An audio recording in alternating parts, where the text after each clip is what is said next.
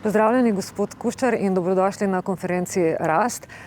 Vprašanje za vas v zvezi z umetno inteligenco. Kako umetna inteligenca spreminja poslovni svet in kako naj se slovenska oziroma na splošno podjetja prilagodijo tem hitrim spremembam?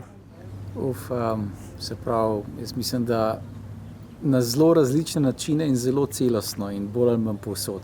Se pravi, jaz sem pač ravno kar malo povedal o tem, kako umetna inteligenca ima vedno večji pomen in vlogo v svetu zdravja. Se pravi, v bistvu zdravje je nekaj takega, kar je od nekdaj bilo nam zelo primarnega pomena, hkrati smo imeli pa zelo omejene podatke. Se pravi, so bile študije v glavnem gledale malo za nazaj, kaj se je ljudem zgodilo, pa so jih povprašali, kako so se prehranjevali, pa če so pili kavo ali pa kadili.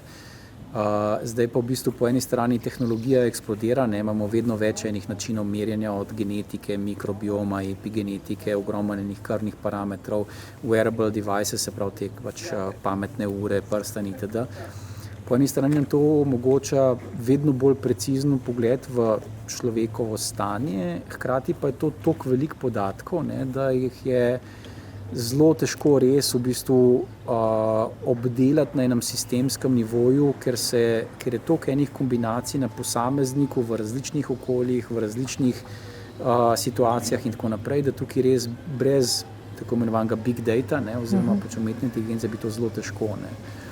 Tako da v bistvu tukaj na področju medicine in zdravja bo že zdaj se dogajajo strašne revolucije in sploh bo to v naslednjem recimo desetletju čisto spremenilo v bistvu naš način delovanja, bistveno bolj v personalizirano, v proaktivno zdravje, se pravi, da se v bistvu ohranja ljudi zares zdrave, ne pa da se v bistvu čaka, da najprej zbolijo, pa se pa da prvo zdravilo, ki je bilo do zdaj nekako priporočeno generično. Tako da po drugi strani pa seveda je tudi način komunikacije, interakcije, se pravi pač te veliki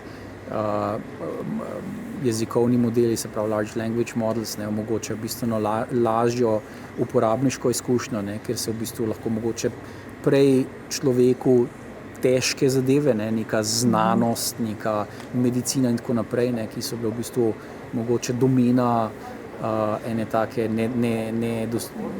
recimo posamezniku nedosegljive stroke, se zdaj lahko v bistvu začenja prevajati na bistveno bolj razumljiv in enostaven način. Tako da na mnogih nivojih.